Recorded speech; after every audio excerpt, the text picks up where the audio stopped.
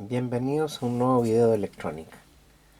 Hace varios meses que he estado inactivo y ya faltando un día para terminar el año 2017, he decidido hacer un video último para terminar el año.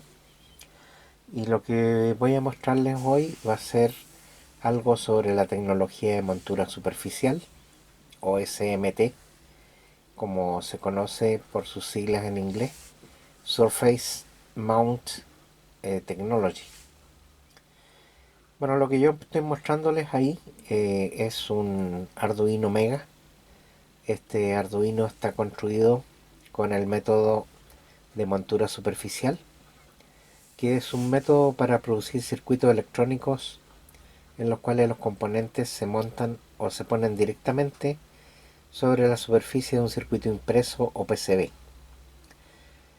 El dispositivo electrónico que se solda sobre los circuitos de tipo de montura superficial se llaman dispositivos de montura superficial o SMD, a diferencia de la tecnología que es SMT. Bueno, es así que la mayoría de los circuitos hoy en día de los motherboard o de circuitos de cualquier tipo como es el caso del Arduino Mega o otros Arduinos, se realizan usando esta tecnología. Si yo hago aquí un acercamiento, podemos ver varios componentes que se encuentran en la superficie del circuito. Ahí voy a estabilizar la imagen para que puedan ver que sobre ese tablero hay algunos componentes que son resistencias, condensadores, e incluso hay unos LED ahí que están marcados como TX y RX. Bueno, volviendo a la posición original, también les puedo contar de que la industria ha ido reemplazando a la tecnología que antiguamente se llamaba a través de agujeros o through holes, que corresponde a la metodología en que los componentes, generalmente con terminales largos, se introducen a través de agujeros hechos en el circuito impreso. Es así, por ejemplo, que yo hice hace un tiempo atrás un circuito en el que puse una matriz de LEDs. Ahí pueden ver 5 columnas por 1, 2, 3, 4, 5, 6, 7, 8, 9, 10. Aquí hay 50 LEDs soldados y acá hay otros 50 LEDs soldados. Y si yo me acerco un poco, van a ver que además hay una resistencia que tienen cables largos. Y por detrás, bueno, está el circuito impreso. Y esto se construyó con tecnología que se llamaría antes through holes, que sería a través de agujeros. Bueno, esto fue un intento de hacer una lámpara de color rojo. Y bueno, funciona, pero en la actualidad esto se habría hecho con LED de montura superficial y de una tecnología de montura SMT y con LED de tipo SMD. También se mezclan ambas tecnologías cuando hay componentes que no pueden miniaturizarse o no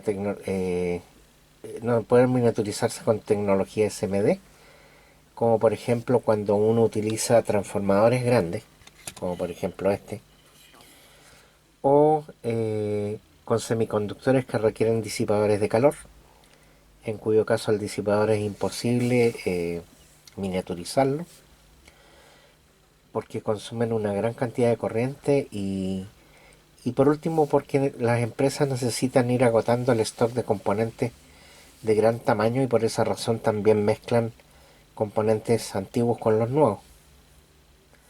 Bueno, entre esos puedo mencionar el caso del osciloscopio digital que hice hace un tiempo atrás, que en realidad lo armé, que venía como kit y que eso también se los puedo mostrar, donde hay una mezcla de tecnología eh, de tipo montura superficial y through hole. Aquí también tengo otro dispositivo que es un Este dispositivo es un aparato que permite ver la posición donde se encuentra, por ejemplo, un brazo robótico o una rueda, o bien se podría usar como un control de volumen.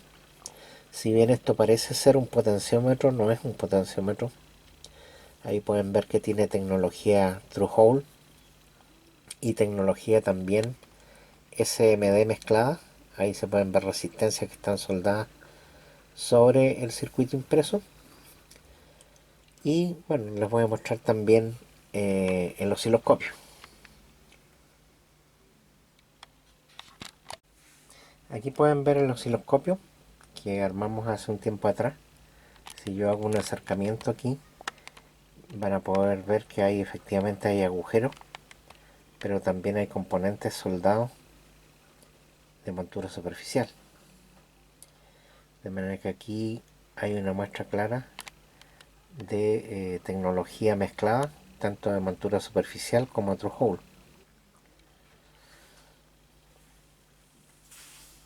Al emplear componentes de tipo SMT, el proceso de producción se acelera, pero el riesgo de que se produzcan productos defectuosos también aumenta debido a la miniaturización y a la gran densidad de componentes en las placas. En esas condiciones, la detección de fallas se vuelve muy crítica y algunos de los que ya armaron este osciloscopio se habrán dado cuenta que corregir un error cuando se produce una falla, a la larga, bueno, toma una gran cantidad de tiempo arreglarlo, pero para una fábrica sería un gran costo el tratar de corregir el fallo, porque implicaría una cantidad grande de horas hombre en determinar el origen del problema y luego corregir la falla, debiendo de soldar la pieza defectuosa y cambiarla por una nueva. Por consiguiente, si bien la tecnología aumenta la velocidad de producción, también significa que cuando hay errores, estos significan un costo. Bueno, voy a mostrar ahora algunos componentes de montura superficial y comparados con algunos de los componentes antiguos que eran los usados en el sistema de Through-Hole.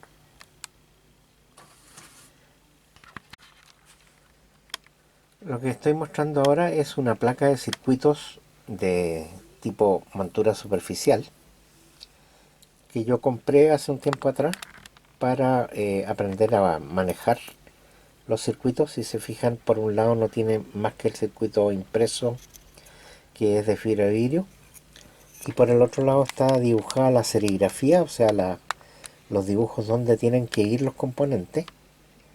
Pero además de eso, eh, el circuito trae, este es un circuito bastante pequeño. De hecho, si lo comparamos acá con la regla en centímetros que trae mi superficie aquí de trabajo, esto tiene, a ver cuántos centímetros, 1, 2, 3, 4, 5, 6 centímetros de largo por 6 centímetros de alto, o sea, es un cuadrado de circuito, pero pueden ver la gran cantidad de piezas que puede contener.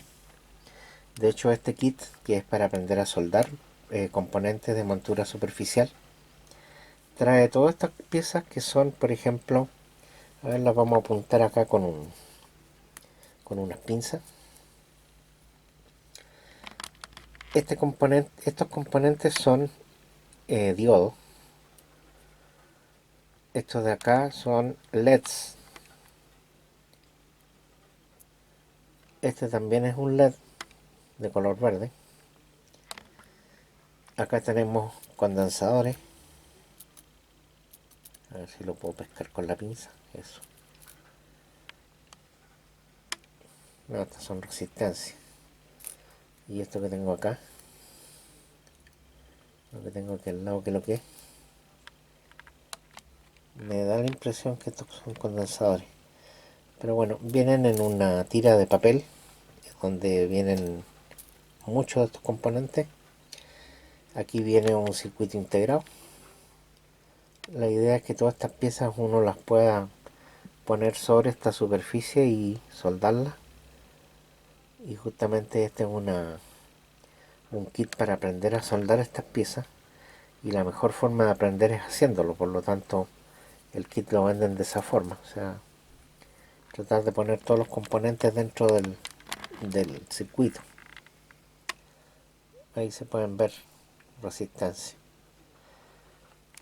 Bueno, todos conocen las resistencias axiales, que son, por ejemplo, las que tenía yo aquí.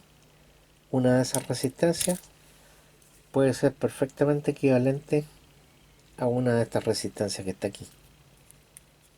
Fíjense la diferencia en tamaño, que es bastante considerable. Ahí se puede ver. Podría ser perfectamente una resistencia esa que están puestas ahí. Bueno. Entonces, como pueden ver, el componente SMT generalmente es mucho más pequeño que su equivalente del componente de terminales largos. También puede tener patillas cortas o simplemente no tener terminales con patillas, como es el caso de estos diodos que estaba mostrando yo. Estos pueden ser unos diodos de germanio o de germanio por lo general, que son diodos detectores. Podría ser, por ejemplo, el 1N60 o el 1N4148, en que claramente se ve marcado aquí el cátodo y simplemente no tiene terminales, porque esto está hecho para montura superficial.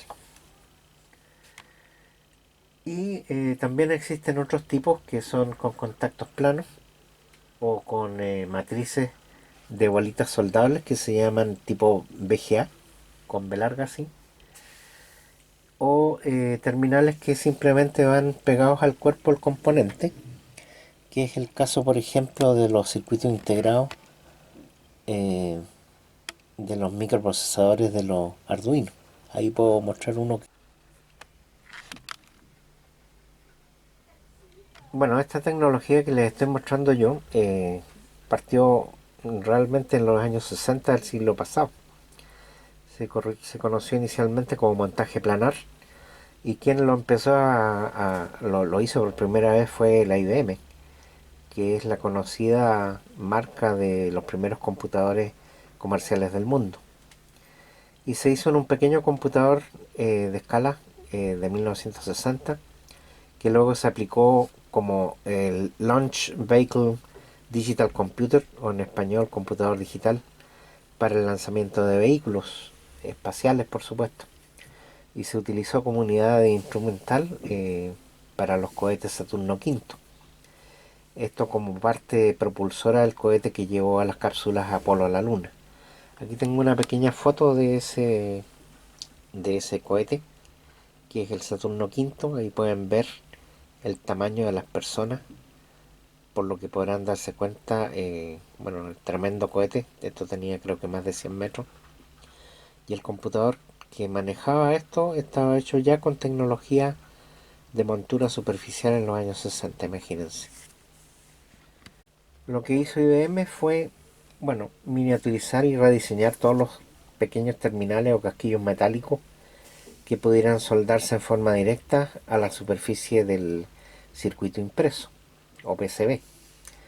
Los componentes se hicieron cada vez más pequeños y además se aprovecharon ambas superficies de los circuitos impresos, que bueno, es el caso del Arduino, en que tiene circuito por ambos lados,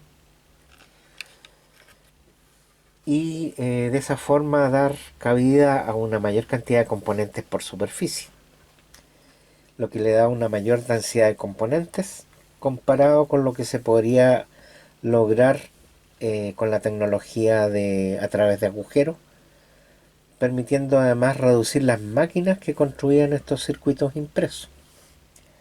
Ahora les voy a mostrar una imagen de un circuito de una ampolleta de LED para automóvil, construida en un circuito de montura superficial.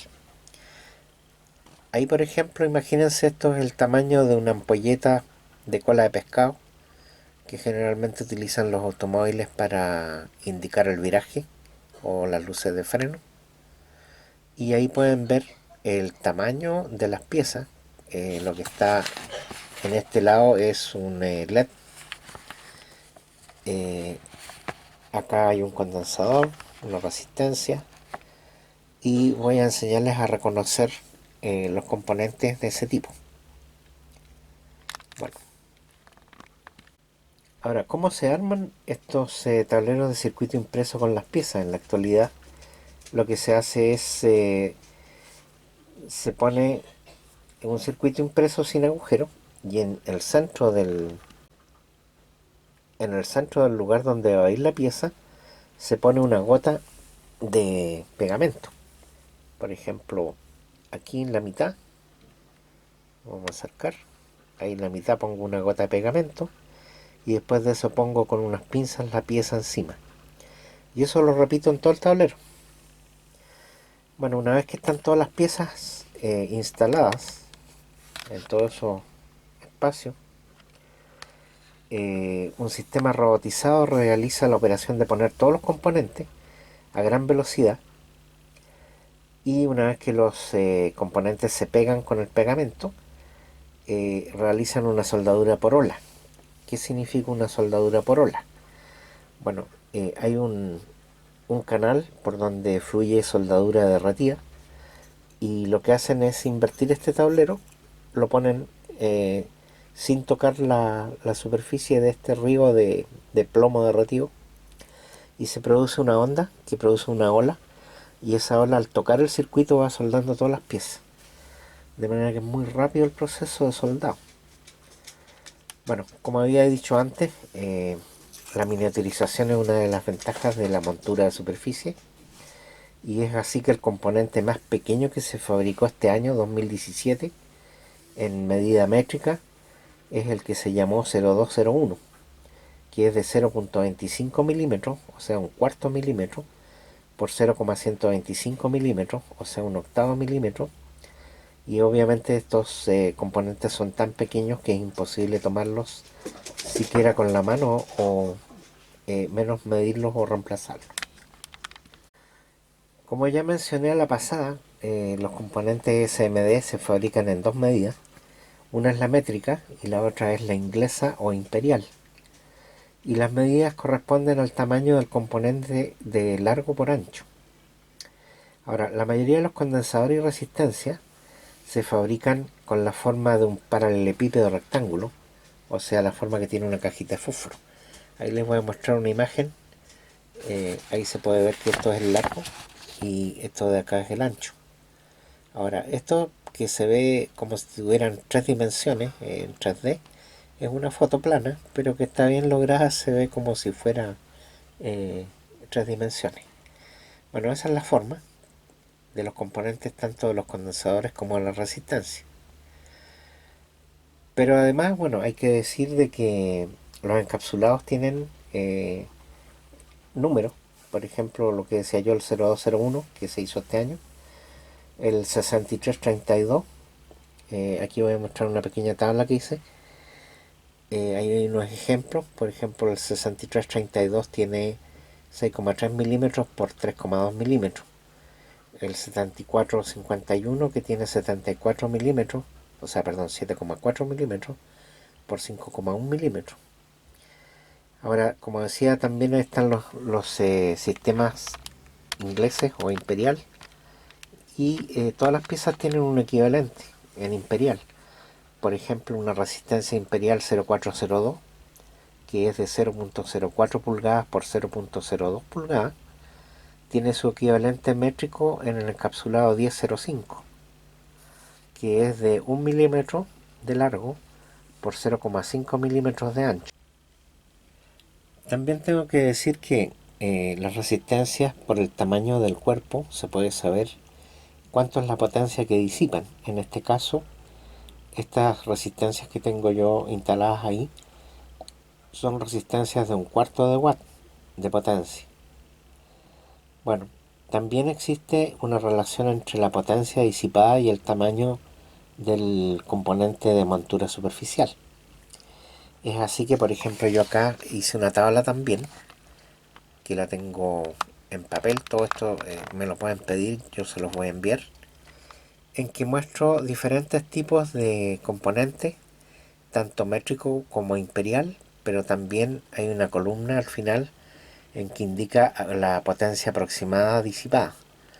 Por ejemplo, el 2012 métrico, que corresponde al 0805 imperial o inglés, disiparía una potencia de 1,8, perdón, de un octavo de watt. Y la más grande de esta serie, que es la 7451 de la serie métrica, que corresponde a la 2920 de imperial o inglesa, tendría una disipación de 1,5 watt aproximadamente. Bueno, una cosa también que hay que decir, que los encapsulados de tipo métrico e imperial que tienen números no se topan. O sea, el 2012, que es métrico, no existe como 2012 en la serie imperial. De manera que nosotros no tendríamos dificultad sabiendo el número a qué corresponde, si es métrico o imperial. Nos bastaría con mirar una tabla, que la podemos encontrar fácilmente en Wikipedia, que fue de donde saqué esta información. Ahora, también existen tablas para otros componentes, como por ejemplo los condensadores de tantalio, los condensadores de aluminio y los pequeños diodos de encapsulado tipo SOT, que fue el que les mostré yo acá. Esto que voy a mostrarles de nuevo. Esos son diodos que son encapsulados SOD, S-O-D. En esas tablas se nos indican los tamaños y los componentes que existen, diferentes tipos de componentes. Ahora, para los componentes, las resistencias, voy a mostrarles acá una imagen de una resistencia ampliada. Ahí estamos viendo una resistencia. Cuando el componente es de 5% de tolerancia, la resistencia se marca con su valor usando 3 dígitos, como vemos ahí. Los dos primeros, por ejemplo el 4,7, son los dígitos significativos, y el último, que en este caso es un 3, es un dígito multiplicador. Por lo general se marcan con números blancos, como se ve en la foto, y con fondo negro, pero existen en otros colores de fondo y números de otros colores también. Bueno, el color negro por lo general se produce en una sola cara del dispositivo, y las otras caras van sin color. Generalmente el cuerpo es de tipo cerámico. Otra cosa que podemos apreciar es que los valores de los componentes que van soldados a la placa muestran el valor de la numeración. Nosotros podemos ver, por ejemplo, ahí en la parte, en la parte de la resistencia. Vamos a ver si podemos enfocarlo. Ahí se ve las resistencias, que como habíamos dicho son negras con letras blancas. Van montadas hacia la superficie, o sea, hacia la parte que uno puede leer. Pero algunas veces los fabricantes montan los componentes con el valor oculto, que no es el caso de esas piezas de color café claro que se ven ahí, que son condensadores. Los condensadores no los marcan. Y ahora les voy a explicar un poco más de eso. Pero las resistencias de 1% de tolerancia utilizan otro código que indica la tolerancia, que es de 3 dígitos. Esos 3 dígitos son 2 dígitos en realidad y una letra. Ahí les voy a mostrar, por ejemplo, los datos que yo recopilé. Por ejemplo, tienen el E96, que corresponde a un 1%, ese es el tipo de tolerancia que tienen. Puede tener un valor marcado 102, que corresponde al valor en ohmios 1000, porque son 10 por 10 elevado a 2. Y eso en ohmios sería 1 kilo ohm. También podríamos tener, por ejemplo, 0R2, que en valores ohmios significaría 0,2. La R significa que es un punto o una coma, ¿ya? Después, eso, valor ohmio sería 0,2 ohmios. Un 684 serían 68 por 10 elevado a 4, que serían 680.000 o 680 kiloohms. Y un 499X sería 499 por 0,1, o sea, serían 49,9 ohmios. Bueno, hay otros tipos de tolerancia que también las tabulé acá, que son, por ejemplo, el E3, que corresponde a un 50% de tolerancia, el B6, que es un 20% de tolerancia. Esos son valores que ya no se usan, pero si alguna vez los encuentran en un circuito impreso se van a dar cuenta de cuál era la tolerancia que tenían, que es bastante mala por lo demás. Si ustedes recuerdan en qué consiste la tolerancia, significa que es un valor de margen del aparato que se está midiendo, en que su valor marcado todavía podría estar bueno. Voy a explicarlo. Por ejemplo, si una resistencia está marcada a 100 ohmios y tiene una tolerancia de 50%, significa que si el 50% de 100 son 50, si está en 150 o en 50, el valor de la resistencia estaría buena, porque la tolerancia sería un 50%. A medida que la tolerancia se achica, el valor es más preciso.